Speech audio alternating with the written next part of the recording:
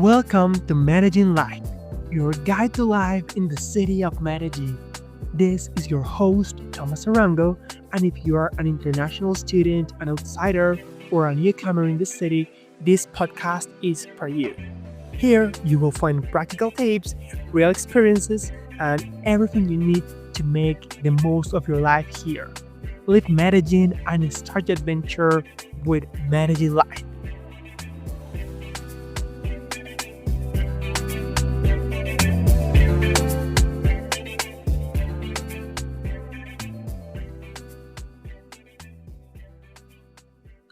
Today, we will have an experience chapter, reflections and advices from other students who once lived in Medellin and whose testimonies will help us to better understand the life in the city.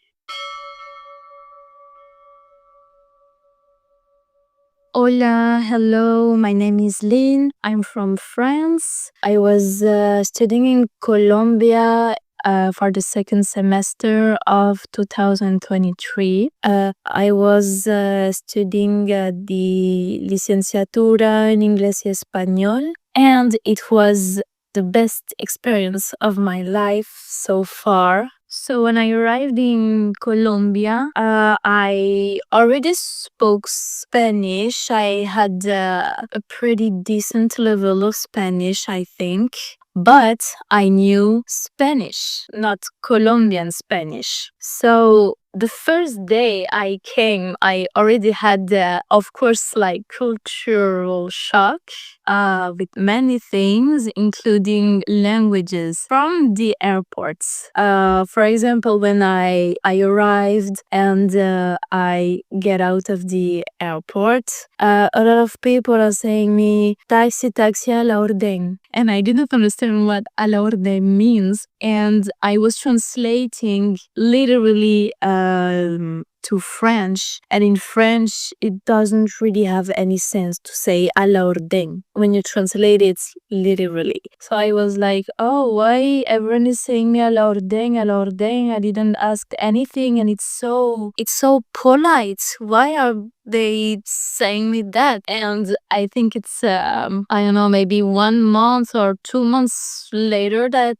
I finally understood what à la orden means, why people say that, and in which context you can use this sentence. And I think, for example, that was one of my mistakes when I mean, from my first months in Colombia, is that every word or every sentences that I didn't understand, I translated it literally in French. Because I thought that this will help me to understand, but I realized that it's not the thing that you have to do. Like for some words, okay, it can help, but for sentences and plus, I think in Colombia, because in Colombia, so many words and so many sentences do not mean what you think they mean, because it depends of the contexts. For example, the expression no dar papaya. Of course, when I arrived, I translated it literally in French, but in French it doesn't mean anything, no dar papaya. And I think this is thanks to this expression that I realized that if you want to understand Colombian expressions and how Colombians speak according to the context, you don't have to translate it in your language. You have to get around Colombians and really immerse yourself in the culture to understand why and how they use some words, some expressions, anything. And I think that when you are a foreign student from a non-Spanish speaking country, like it's okay to make mistakes. You will make mistakes. It's an obligation, I think. And sometimes making mistakes can put you in very sometimes awkward situations, but most of the time it will put you in very funny situations. For example, I remember I was speaking with one of my classmates, and I was struggling to explain something. So I said, es difícil exprimirme, but it was not the right words.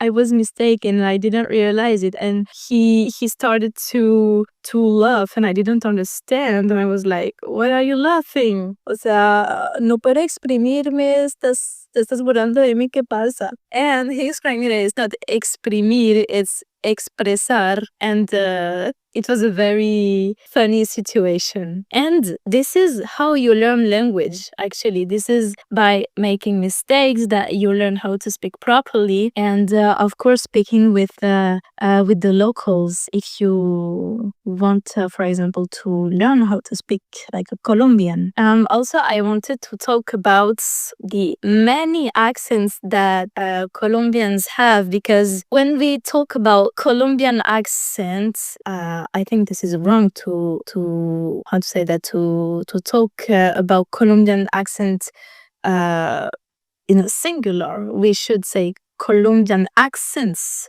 in plurals, because there's so many. And usually we refer to the Paisa accent, but it's not the only one. And for example, I think the biggest cultural shock that I had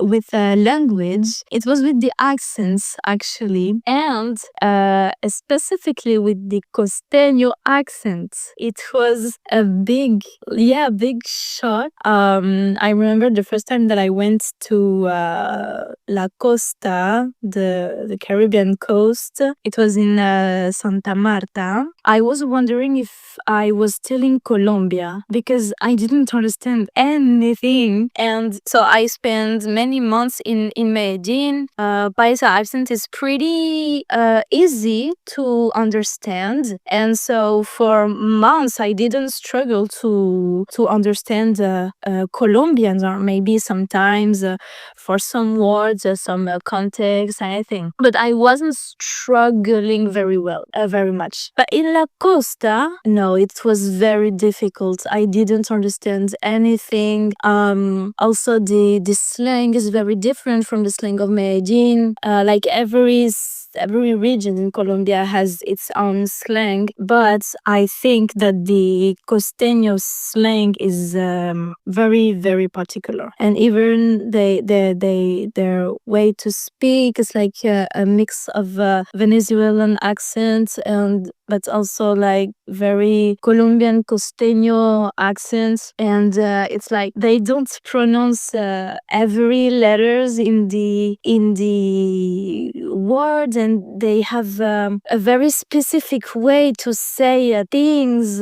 But I had the chance to stay like 1 month in La Costa, traveling in different parts of this region, and I get used to the costeño accent, but not easily. And for a country that you don't really know the language, you don't have to be afraid of to speak the language. You have to try, and even more if you really want to get into the culture, to learn about people, the locals. You have to stay with them and to speak with them. And Colombians love to laugh. And for example, if you make some mistakes while you speak Spanish, maybe they will laugh, but not to be bad, you know. And I think they will always encourage you to speak Spanish, and they love meeting people in general, but I think they even more foreign people and that try to speak Spanish. I mean, as long as you are a foreign person, that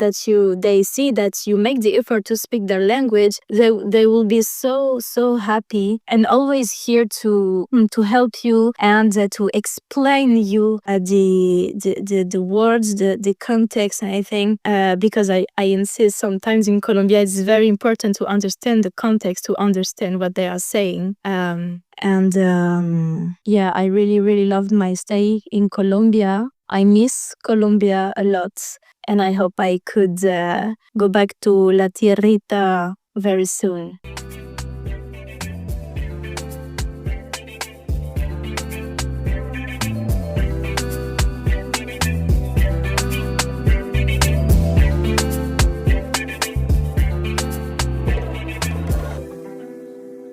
This was Medellin Live, a space where we make the adaptation to this amazing city easier and more practical. Remember, every experience is an opportunity to grow, learn, and connect with this new culture.